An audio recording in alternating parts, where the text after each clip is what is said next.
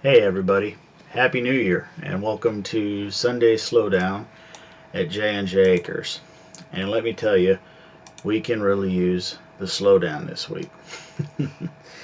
uh, First, I want to start by thanking everybody for your understanding about us putting out a pre-recorded video last week for Christmas Day. And while it is certainly true that because our live show fell on Christmas Day, we probably would have done a recorded video anyway, there's more to the story. We have been on vacation for the last week. We took the kids up to Gatlinburg, Tennessee, and enjoyed all the things that there are to do around Gatlinburg. Now we're not going to go into great detail about that right now because this is a New Year video. We kind of want to reflect on the whole last year and not just our vacation. But we certainly could spend the entire hour trying to tell you about everything and still come up short on everything that we got to do. But with the hopes that we'll be able to take more vacations in the future. This was our opportunity to make sure we had one really big fancy family vacation before the kids are too old. Brandon's 13, so there's the potential in 5 years that he might not be in the house anymore, and you never know what life is going to deal you.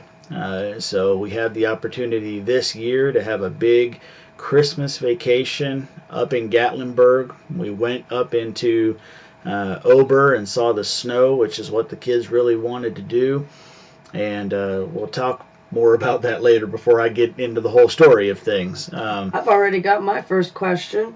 I'm gonna mispronounce that. Natsarog asks what I'm drinking. It's just sleepy time tea, but it's in my brand new mug from the aquarium. Yep, we went to the Ripley's Aquarium of the Rockies there.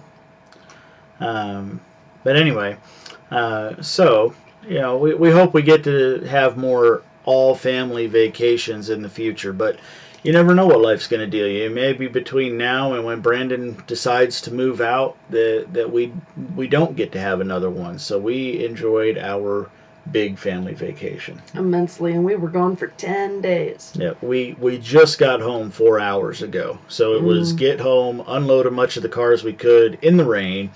Make sure we get everything to do the live show tonight, and we'll deal with the rest of it tomorrow. The best thing about this whole vacation is I still have tomorrow off work, so I actually get my vacation from my vacation before I have to go back to work. So we planned that, though. We did, so it's good news. All right, folks. Let's see here. Oh, I did want to mention, on our vacation, we did get to stop in and see the folks over at Critter Hollow Farms. So I want to give them a shout out. They were kind enough to host us for one night. And look, if any of you have ever eaten out at all, and imagine the cost of eating out with 5 children, you understand that the cost of eating out is extensive. Critter Hollow Farms, and I don't know how to pronounce the name of the city properly. I believe it's Sevierville, Tennessee. It's in the same county, just a little bit away from Gatlinburg. But they hosted us one night, and thanks to their hospitality, not only did we get to go and meet them in person and visit their homestead, but they also provided dinner for everybody. So it was a big financial blessing to us as well at the same time. So, and anyone who in that Tennessee area who's looking for German Shepherds, they've got a ton of beautiful puppies. They do raise German Shepherds. They also sell their goat milk? Well, they sell goat shares, which give you access to the goat milk. That's the way it's done in Tennessee. So if you're interested in pure goat milk, you can get into their goat sharing program, their herd sharing program. Suburban Hillbilly says the pronunciation is Severe. Severe. Okay, thank you. I wasn't positive on that, so I appreciate that. So Sevierville, Sevier County. So Itchy nose. Sorry. All right, folks. So the way I kind of wanted to look at tonight, we have almost 500 videos on YouTube now, just shy of that. It's a little difficult to get a proper count because I have a couple videos that are no longer published, but they're still uploaded. And then, of course, there's the ones that are part of the Patreon subscribers. And so those all kind of get brought into the count. But either way, it's almost 500. About 150 of those have been just this year, in 2016, just last year, I guess. That's nuts. Also, we are almost at 4 million views.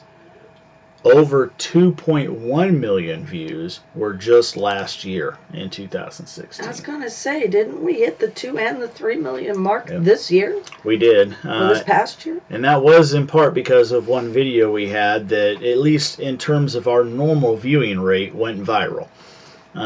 So what I thought I would do is do a year in review. I thought we would go back, and I'm going to put up on the screen here a list of my videos, and I'm just going to say something about each one, and we will see how many of 150 plus videos I can get through in the about 50 minutes we have left of this live show. Some of them are going to be very easy to skip over. Some of them you might want to ask a question about. So if you have any particular questions, make sure that you write them in all capital letters so it gets Jennifer's attention, and then she can stop me in my tracks and we can talk about whichever video you had a follow-up question about. Keep in mind that there is about a 5 to 10 second delay, so even if you've heard him move on, I'm still going to get his attention so we can go back to the video. First question already, will there be any bloopers in the year in review? Freaky Geek, we have been on the road since 9:45 a.m. Eastern Time. Just got home, unpacked, fed, and put to bed kids. There are bound to be bloopers in today's show. We're tired, my friend. We're tired. Very tired. Tired in a different way. Blooper number 1. I've been sick for about 3 days. My voice is a little squeaky, if you hadn't noticed. Y'all should hear poor Kaylin speak. She sounds like a worn-out cassette tape player. I sincerely apologize if I start coughing. All right, so here we go. So the first video published in 2016 was this learning to hunt video. And that was the very beginning of me trying to organize together any of the videos that are taking place back in the deer stand area.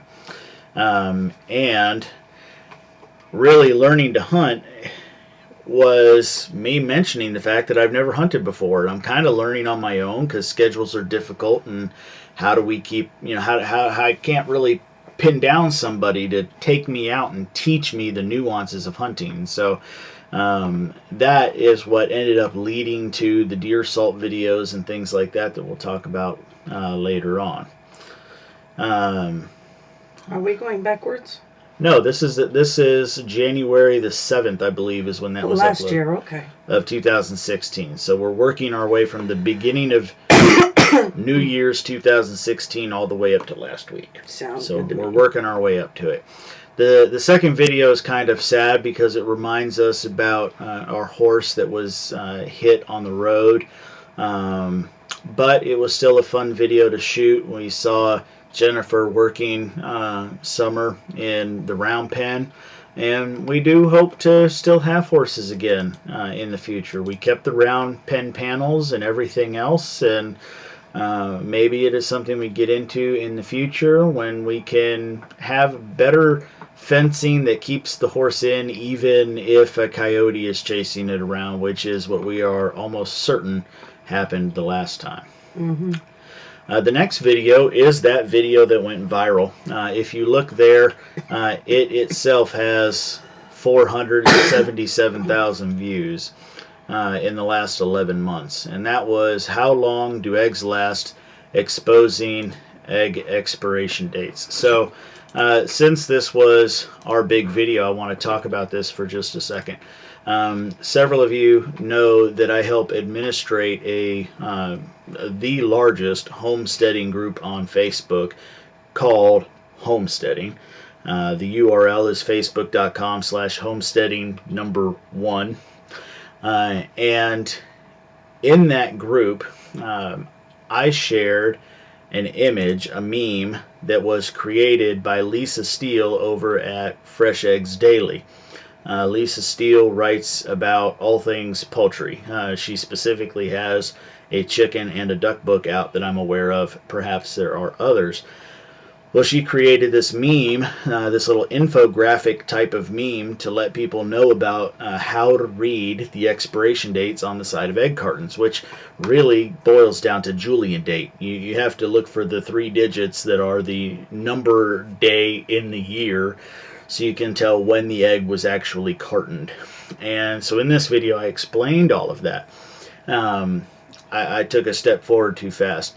I shared Lisa's meme in the homesteading group, and it took off like wildfire. People started liking it and loving it and sharing it and whatever else, and I wrote over to Lisa and I said, hey, awesome job with that meme. It's going like wildfire over in the homesteading group. And she said, I'm kicking myself because I made the picture, but I don't have a blog post for it yet. And it's been shared 1,000,000 times. And I said, oh man, that's terrible. And just for fun, Lisa and I have talked on the side. You know, we're not best friends, so to speak, but we have talked on the side. We're associated on Facebook. I don't know a better way to say that. Never met her in person.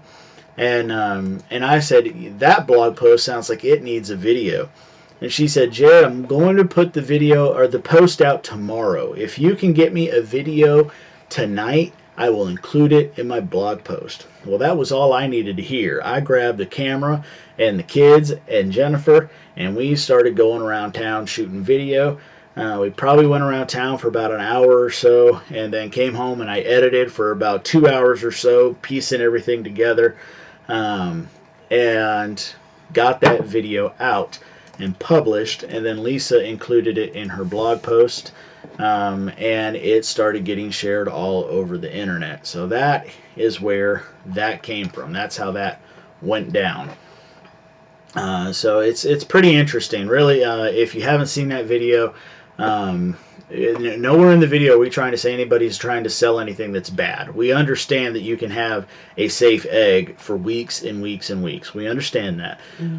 But it is misleading to sit there and put on the top of an egg carton that it is a fresh egg and be able to read a Julian date that says that it was placed in that carton 40 days ago, and then there is absolutely no legislation, no regulations, no anything that say how long of a period has to take place from the time it is laid until the time it is cartoned.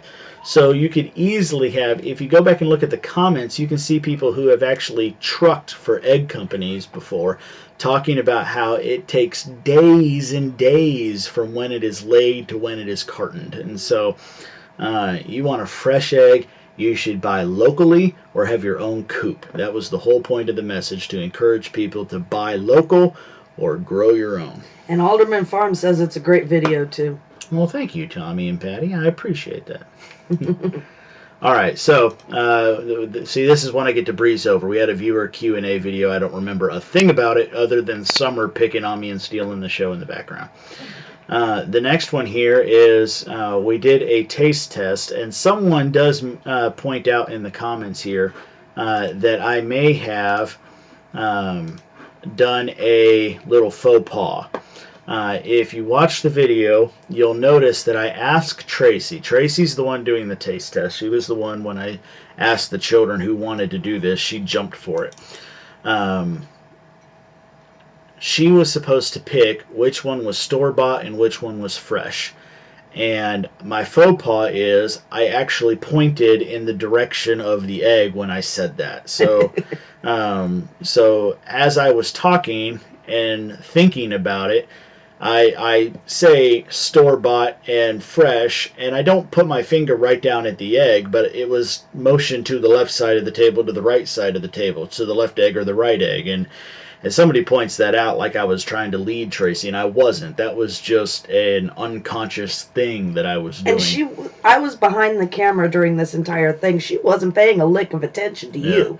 So she didn't notice your faux pas. She actually did pick out the which one's which on her own. So the funny thing about this, with the ridiculous title up there, is that at the very end of the video, when filming was technically done, I told her to start cleaning up, and I said, you can eat it or whatever, and she says, I'm going to feed this one to the pigs. She didn't like the store-bought eggs so much that she was going to feed that one to the pigs. Yeah. And I just, the second that I heard her say that, I said, oh, that's gold. Yeah.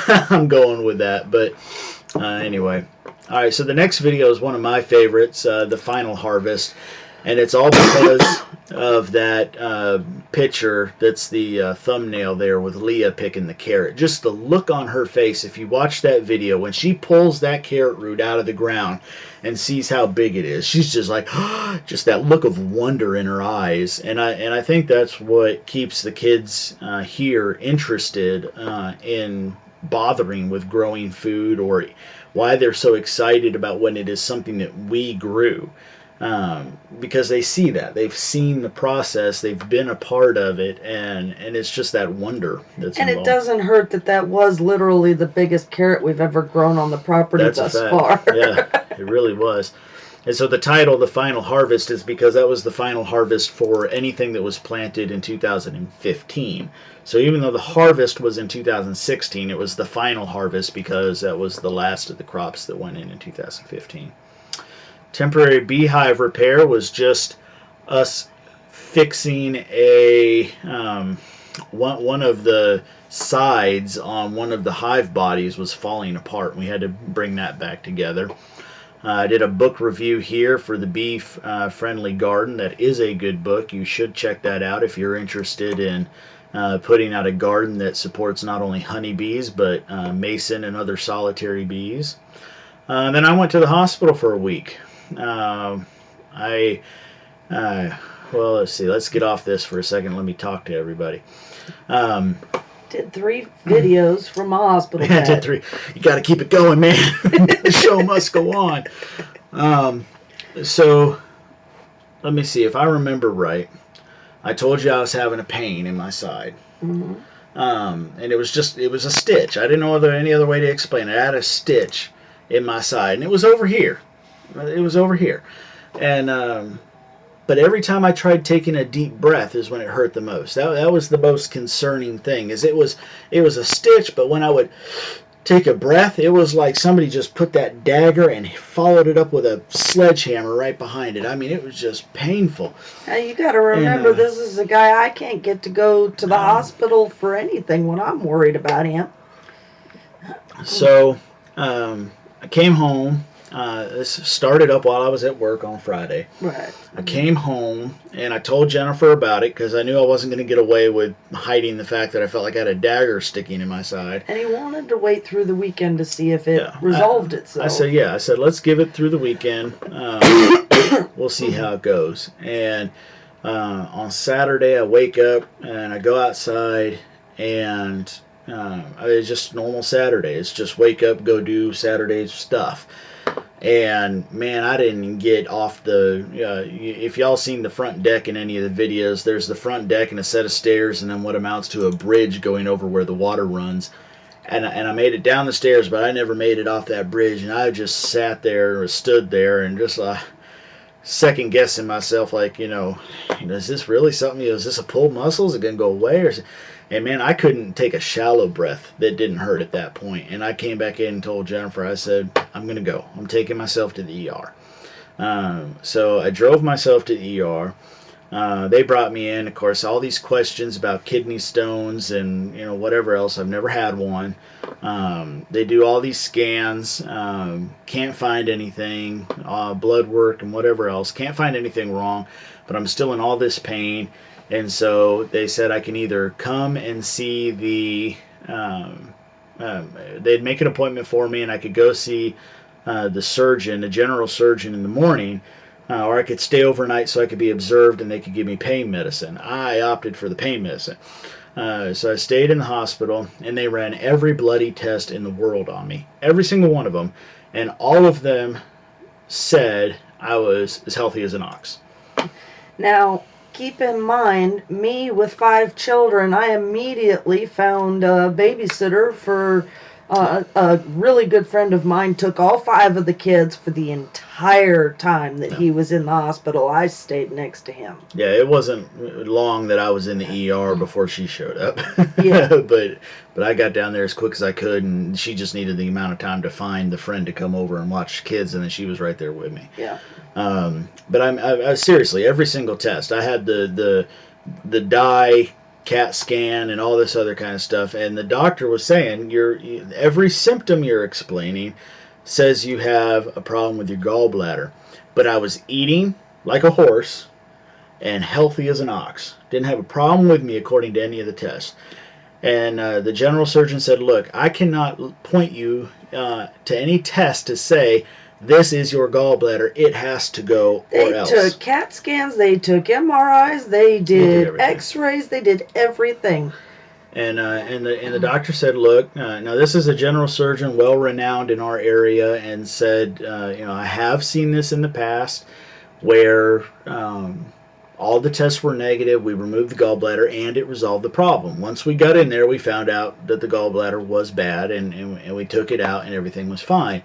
He said, but I cannot promise you that that's the problem. So what they actually ended up doing was intending on doing exploratory surgery. Go in there, look at the gallbladder. Well, no, I remember him very vividly saying, once we open you, it's coming out. Right. But, while he was in there, he wanted to look around. Yeah.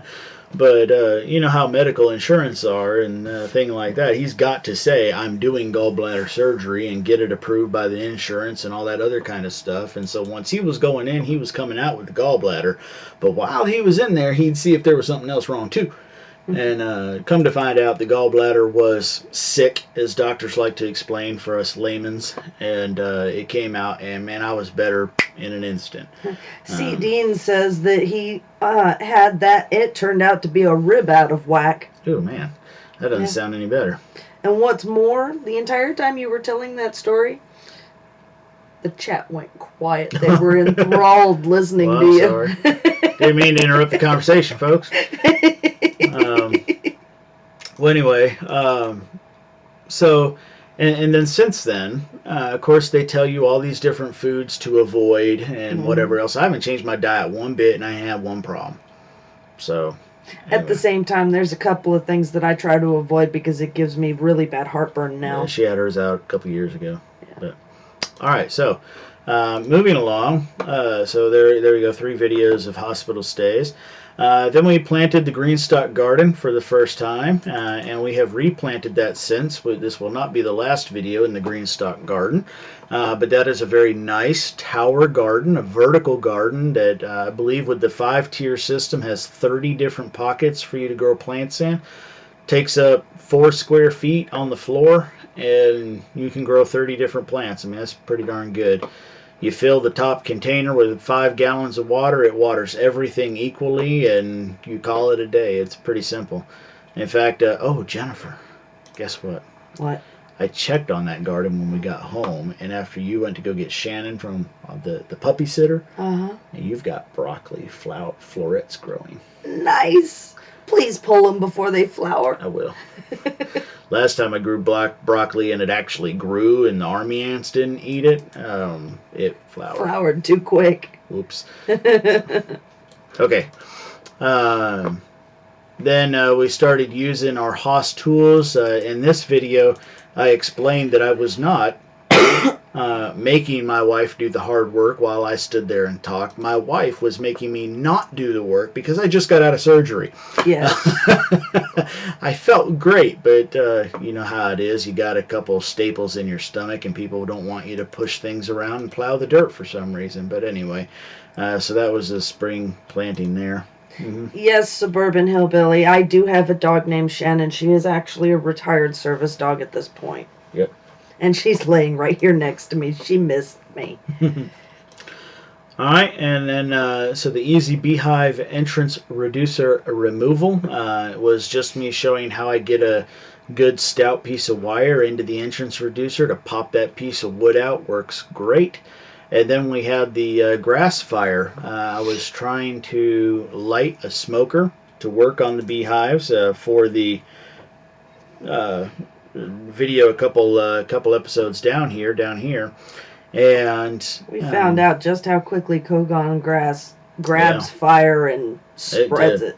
And thankfully, Jennifer was there. She knew something was wrong and was already on her way to me before I started hollering for her. And we got the fire out before it had any impact on the bees. But we did lose some equipment. Lost a set of gloves, lost queen cages and queen markers and things like that. But we recovered from that pretty well. And we were even contacted back by a company later, and since I don't remember which video I mentioned it in, I'll mention them now. Um, um, Glory Bee up there in the Northwest. They contacted me and said, hey, we love your videos. We hate to see that you lost your gloves. May we send you a pair? And so they sent me a pair of gloves to replace these burnt ones up here. So that's a family-owned business. Been doing beekeeping for decades. So if you like to support those kind of businesses, check out Glory Bee. Then we did an update on the grape arbor trellis, just showing everybody how it gets pruned back, what it looks like over winter. Did a little book review here about the water-saving garden. I showed you here that we can move a beehive a short distance without having to move it just 3 to 5 feet at a time. The general rule that most people are taught are that you have to move a beehive just 3 to 5 feet at a time or move it more than 3 miles at a time. And that's nonsense. You can move it a short distance. We moved ours about 100 feet and didn't have a problem with it at all. And that video shows you how we did that. Then we did some planting on the side garden. That side garden looks a little bit different right now. Didn't do a video on it, but we changed the outside. The outside is now mulched and has garlic growing in it. The inside needs to be redone as well. It grew up with some of the plants that we tried to seed, but also grew up with a tremendous amount of weeds. We had a big weed problem on that side of the house this year. The bag gardening method never got another follow-up video. Because the pigs ate it. Because the pigs ate it. And that's the end of that story. You know, I'm not really a big fan of this method, but it is quick and cheap and easy to do. And if it gets you into gardening, then great. But our problem was we had the boar break out of his pen, and he went over and ate all of the broccoli and spinach that we planted, and therefore no follow-up videos. The Mason Bee House was us showing you a pre-made product that you can purchase to support Mason and other solitary bees so that you can have the true pollinator powerhouses at your homestead. And this is another video that got a little bit of attention last year, the Broken Pot Fairy Garden. I shared this over on a website called Home Talk, and a couple other sites picked it up from there and shared it. You can see it had about 39,000 views this year. And that was where I showed you that I purposefully, for the sake of showing the video, making the video, broke a pot and showed you how I put it together and made this fairy garden. It does look a little different today, and it is now sitting next to the bee and fish pond. That is a video later in the year, but still a good little thing. And that fairy house is a ceramic that Jennifer had molded and fired. I must correct him here. I had requested that the place that I go to make this mold for me. I painted it, and then they fired it. So the only thing I did to it was paint it. Okay. Well, there you go. I stand corrected while keeping my seat. And then I showed you this wicking seed starting tray. I really liked this. If you're interested in a seed starting tray, but you've always had a problem with mold growing on the top of it, or your plants dampening off or getting too leggy, I highly recommend you look into this wicking seed starting tray. It works out really well. We didn't have any mold problems. The plants grew nice healthy stems, and I recommend that method of seed starting. Then this is where I mentioned that Summer passed away, our horse. And then I mentioned gardening with cats. We had a problem with cats getting in the garden. I was asking for some advice on how to combat cat problems getting into the garden. Don't think we ever really fixed that. Yes, we did. I mean, the strawberry gardens. Yeah, follow up on strawberry gardens later. Now that hasn't finished playing yet, so we'll have to wait for people to finish watching that series on the strawberry beds. Okay. On how we dealt with making Cat sure problem. cats never get into the strawberry bed. Uh-huh. All right, beehive inspection is pretty straightforward to the point. Then we planted this huge area here in wildflowers, probably about, just to be fair, 10% of it probably came up last year. So we are looking forward to seeing this spring all these perennials that were planted now taking root really well and popping up. So we'll see how good that goes. There's all sorts of different kinds of plants in there. I can't even think to remember all the different names of them. Piglets are born. That's our first farrowing here at J&J Acres. Those little scoundrels. And then the video, a lot of people got a good chuckle at me where I said I was going to grow corn in a container, and later we find out that it worked okay, but didn't get pollinated as well as we would have hoped. Then I wrote 2 books. Your Dream Homestead book announcement and giveaway. I wrote these 2 little booklets because I keep getting asked the same questions over and over. And so I thought, why not write a book about them and tell people, if you want my full answer, go here. And the first one, Your Dream Homestead Where to Start, is actually a free download available at jnjacres.net. If you sign up for our email subscription, which every time we write a new blog, it sends you an email that says, hey, Jared wrote a new blog. You sign up for that simple little notification and you get a free PDF copy of the first book. Or you can go and buy it on Amazon for, I think, about $8 or so, whatever Amazon charges for it. He will be writing more as soon as he finds enough time to do so. And the second one is Starting to Grow. So that is all about gardening, all of the different methods, what they're best suited for, which each method is best suited for. And where I think you should start with gardening specifically. So we did a little update on the rabbits. We ended up we were trying to get rid of the rabbits at this point, and even made a joke about it in that video. And we currently do not have any rabbits on the homestead, but we want to get back into rabbits. We just want to do it better. We've had rabbits, we've learned our lessons, and now we want to build anew and start from scratch. And come back stronger and wiser. And we have a couple of different methods that we want to look into doing before we actually bring more rabbits onto the property. Mm-hmm. So one would be a very expensive cage system, and the other one would be what I just showed you in Pigeon Forge, actually, where they had a community with a concrete floor. Yeah. Let's see, an update on the pigs, an update on the beehives, an update on the goats. I did a big long garden walkthrough update. The duck update, this is when we had the big net over the duck area. Yeah, this is the Kogan grass video, swales and the grass from Hades. And really the only thing I know to do is keep cutting it back. I think that's going to be the only way without chemicals to try to get that grass out of the swales. Keep cutting it back, but the problem is it doesn't just spread by seed. It spreads by seed badly, but it does also send out the rhizome and grow. So and if you burn it, it burns fast, it burns hot, and it does not stop it from coming back. Yeah, we had a lot of people in that video say, why don't you just burn it? Well, obviously they didn't watch the first video on just how badly of a fire it causes when it burns. But I did do the research on it and go and study it, and studies have been done. Of course, you know, whenever you get these kind of invasive non-native grasses, studies are done. People want to figure out how to get rid of it. And what they found out is if you burn Kogan grass, it's one of those plants that comes back even stronger. Burning it helps it. So we don't want to do that.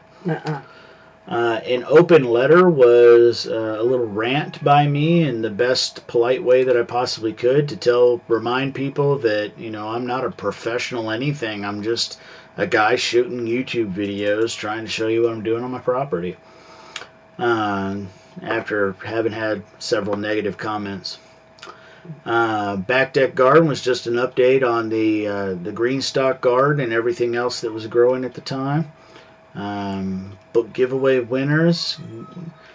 Grape arbor trellis maintenance was where we showed you how I go about actually dealing with the trellis garden, how we make sure that the vines are trained the way we want them and why we want them trained that way. And then I talked about establishing a new goat browsing area. Showed you how we were setting it up with the electric net fencing. And by the way, the electric net fencing works great for the goats. Yep. And that's it. I personally, and I understand it, I have had several other people very politely come back to me and say, Jared, it works for me. But the electric net fencing, our horse stepped into it and tore up a big section of it. The pigs always found a way out. Under. They always went under. They did not care about getting shocked on these fences. Yeah. And I don't know. Then we added some beans to the corn that was growing. Then I just closed the office door because one of the kids was getting upset, was getting loud in the other room. And then all of a sudden we hear a knocking at the door, and I thought it was one of the kids, so I held it closed, but then I never heard a kid walk away. I crack it open, and it's Jennifer's cat. You know, she's like, she doesn't like that door closed. Mommy, you've been gone for over a week. Let me in. I want to be in your lap again. Thank you very much. Anyway, distraction over. I added some beans to the corn that were in that garden. The beans actually never grew very well. And I don't know. I think possibly not enough moisture. I don't know what else other problems they would have had. They should have had plenty of pollination opportunities, but they didn't flower very much. I mean, you got to have the flower in order to have the pollination. And I think they didn't flower very much because of a water issue that we were having dealing with that. So let's see here. A garden update. Looks like we had a lot of summer squash growing at the time. The flower garden started to put out some lilies, I think, if I'm looking at that properly. Crops in a new field. Okay, this is where, we started up the big field that had watermelons and different squashes in it. I think Tommy's offering to buy your electrified netting. Oh, yeah? Yeah. Come on, Tommy. He's sitting there saying it's blasphemy that you don't like it. He's a huge fan. It's for sale. Come on up. You know where my house is. All right, and then a lot of people were telling me, yeah, this is interesting. I want to talk about this for just a second. So it's really hard online, and I've caught myself a couple times with this, where I read somebody's comment or I watch a video of theirs, and I have an immediate response to it, where I take it a certain way immediately, and I have to pause and say, now wait a second, is there another way they could have meant this? And give a little bit of critical thinking and be objective about what were they really trying to say. Am I the one that's reading this wrong, or were they the one coming off wrong? And so in this video here, I say I'm taking your gardening advice. And I had a lot of negative comments on that. Well, I say they were negative. They didn't mean to be negative. They were saying things like, don't worry about the naysayers. They were trying to pump me up, but that's not the way. I didn't mean to come off that way, like I was, bending to the will of the internet. I thought I was being given good advice, and so I was going to take the advice. And to me, that's always been a part of our YouTube channel. It's not, oh, look at me, I'm the big gardening expert, do everything I say. It's always been, hey, I'm going to try this. And if somebody comes in and says, hey, Jared, what do you think about this? And I think that their suggestion is something worth doing, well, then I'm going to do it, because they point, it's just like, this is our fireside chat we have every week, right, folks? And if somebody at the fireside says, hey, Jared, I've tried that before, and here's the problem I ran into, I'm going to listen to that, and I'm going to take that advice, because that's the kind of thing I'm trying to put out to people. Hey, I tried this before, and here's the problem I ran into. And so a lot of people said, hey, Jared, you got a lot of corn growing in that little container. Why don't you try thinning it out a bit? And the more I thought about it, the more I felt like they were right. I had too much trying to grow in the container at one time. And so that's what that video was all about. I was taking what I thought was good, honest, and thoughtful advice and thinned back some of the corn.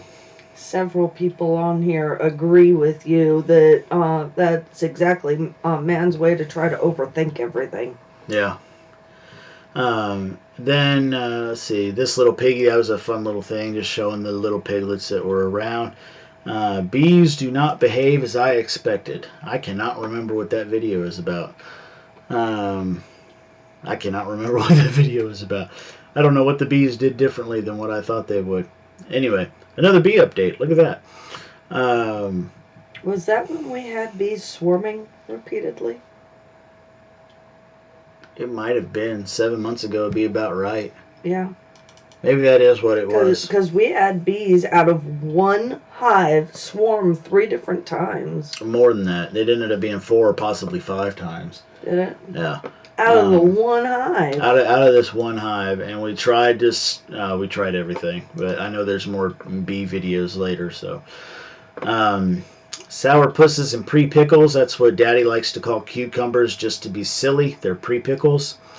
So this was the kids out there helping me. We had a very plentiful cucumber season, so they were out there helping me pick the cucumbers, and we have personally got to do a lot better next year about getting out there every other day and picking them, because we'd get out there and there'd be some that were so big you didn't even want to use them as slicers, and then the ones that were supposed to be, just for pickling, would get too big and yellow very, very quickly. All right, we got 15 minutes left. Let's see if we can't pick the pace up a little bit. We got Brandon using the brush cutter for the first time. That's Daddy passing the buck, making the chore down to the kid, and it's just like whitewashing. He loves it, and I get to sit back and giggle and laugh. And I told you about 3 of our favorite Homestead emergency tools right there at the beginning of our hurricane season.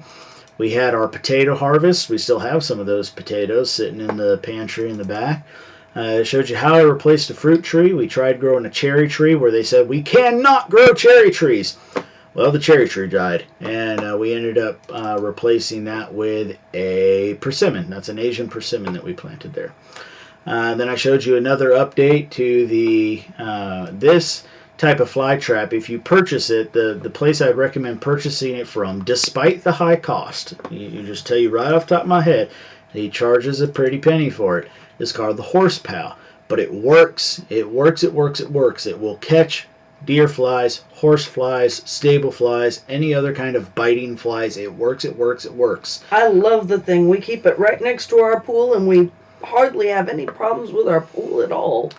And if you don't want to buy one and you want to build your own, then the word you need to look up is Manitoba trap. You want to build a Manitoba trap. Manitoba. Manitoba trap. So check that out. Then my vain attempt at fixing a drip irrigation tape. I don't think I ever made another video on it. I did go end up and buy the inline connectors for fixing these things, and then all I got for my effort is more holes in my lines. I don't know what was causing these holes in the lines, but I will probably never, ever, ever bury drip tape again. Was very displeased with it, very difficult to bring back up at the end of the season, very frustrated with it.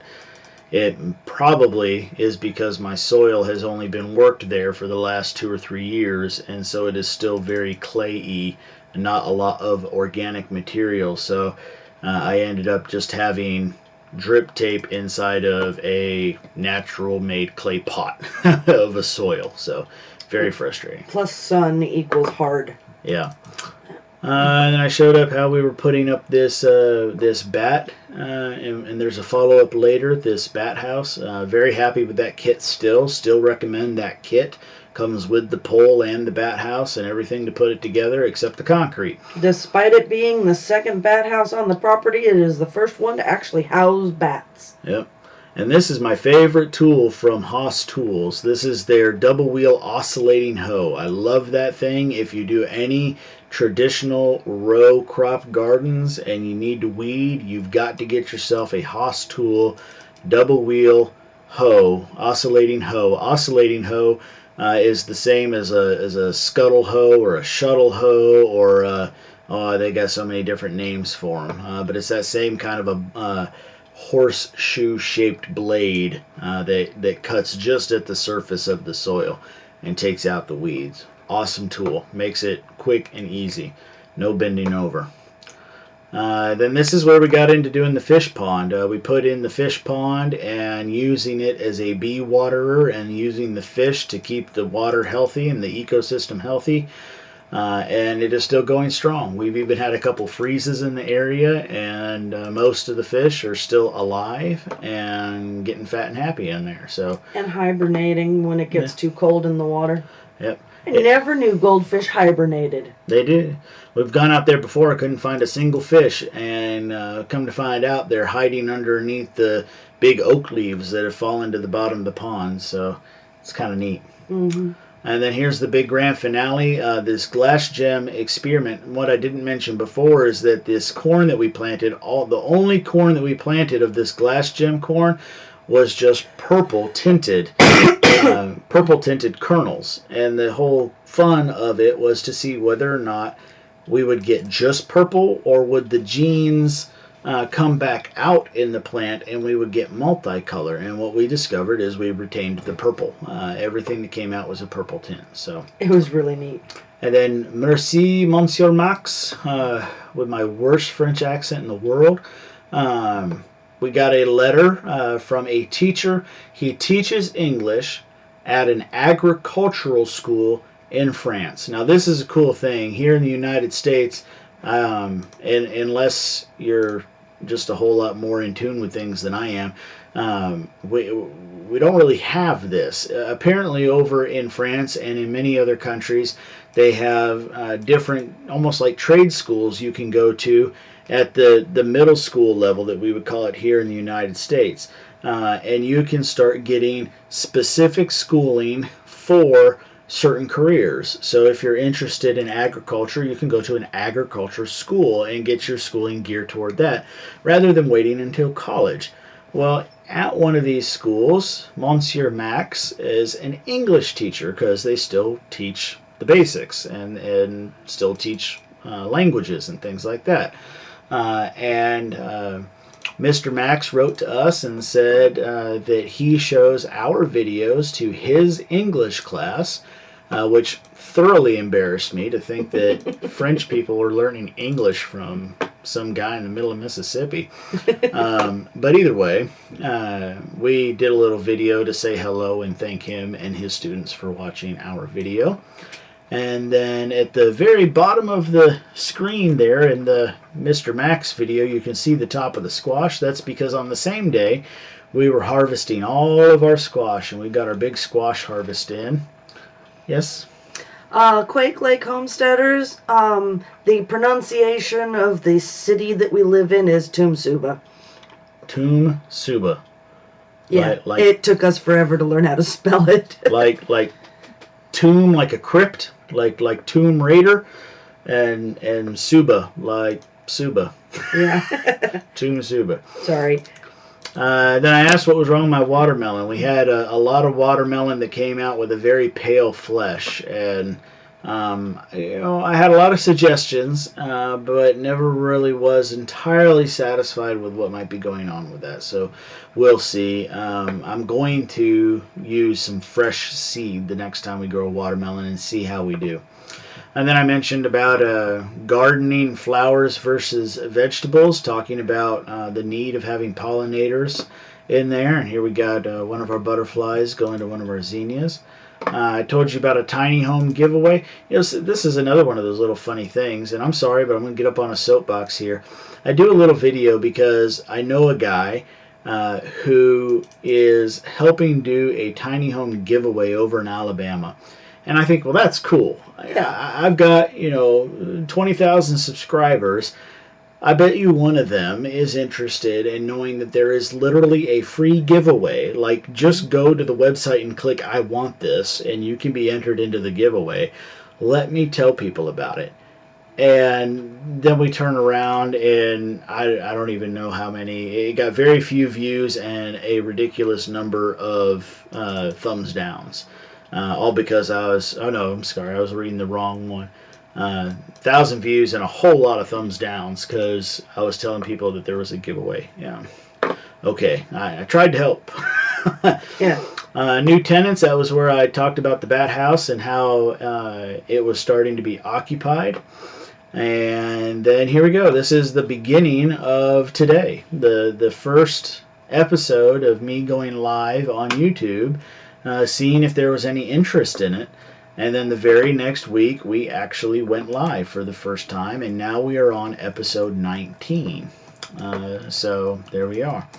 And the most PO'd video of the entire year was this. I started what is called a Patreon account, a website over called patreon.com, and the whole point of patreon.com is to be able to say, hey, I've got these 400 videos over on YouTube that are totally for free, and I do it on my own time with my own equipment, and you get to sit back and watch it for free. But if you want to give me a tip, if you want to put something in a tip jar, I'll put a couple videos over in this little pot just for you, for people who give me tips. And that was the whole point of signing up for Patreon, and it pissed people off to no end. That's one of the videos that's not actually viewable anymore. I can see that because I'm logged in as me.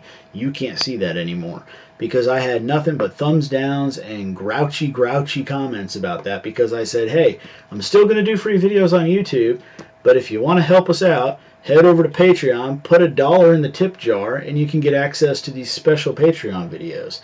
And I guess either I didn't explain it right or what, but it made a lot of people upset. So then we started talking about, all right, we got less than 5 minutes. Woo! We started talking about the deer plot, how I was putting down no-till things to grow in the food plot. And that was interesting because I learned that in some parts of the United States you cannot grow any kind of crop, any kind of greens, anything specifically to attract deer. I thought that was pretty interesting.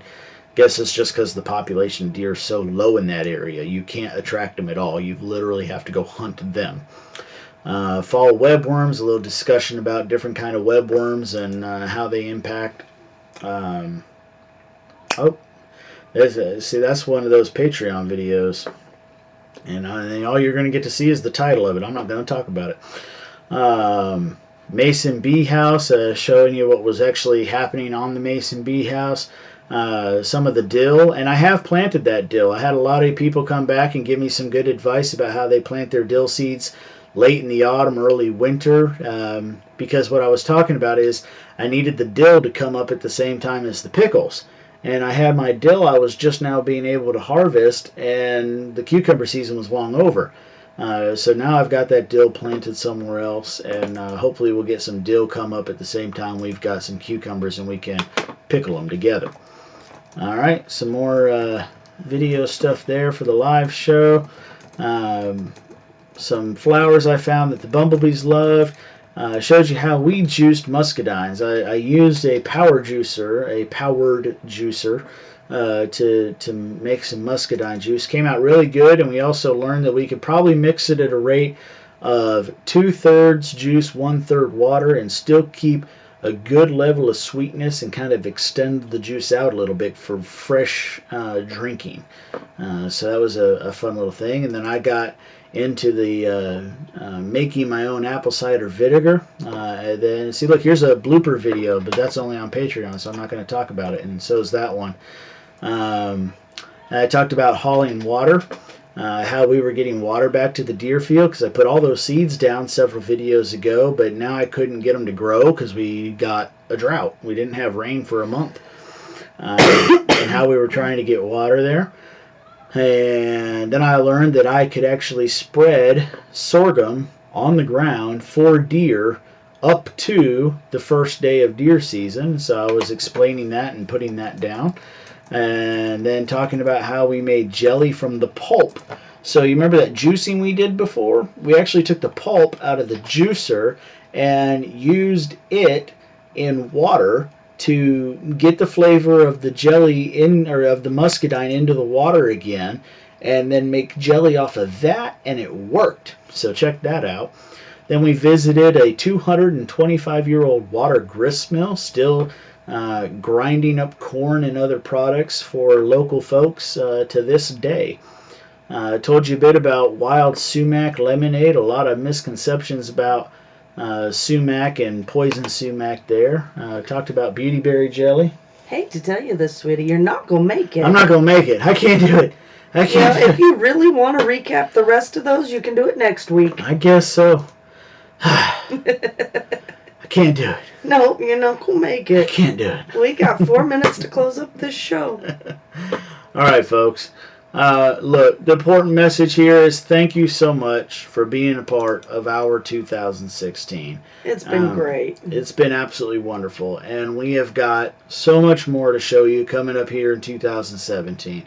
You've already got the rest of the strawberry beds to watch. The strawberries are in and growing, so keep watching the videos to get the rest of that story.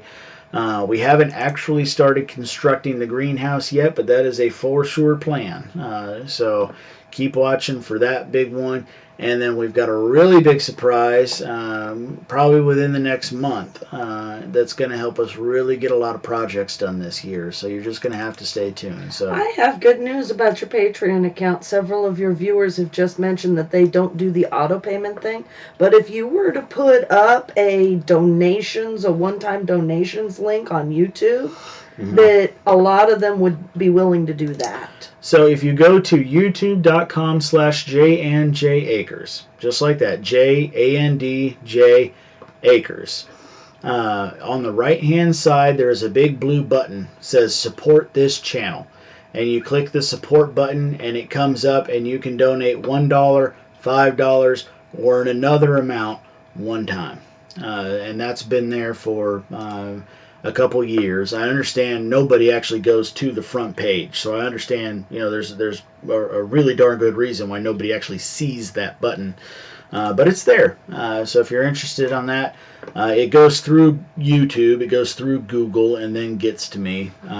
So that would be a way for you to make a one-time donation if that is something you choose to do. I will make videos whether you do or you don't, but if you do, it helps. So all right, folks, our time is up. We very much appreciate you being a part of our show. Deep South is reminding that they have asked us to be a part of their series of kids videos. I forget the name of the series off the top of my head. I've been yammering for an hour. But the point is the kids get the camera and go around. Deep South, we have been out of the state for over a week. So now that things have calmed down and we're back, I can get them to do that. Might get them to work on it tomorrow. So I'll try to get that to you soon, and we'll be our pleasure to be a part of your series on that. And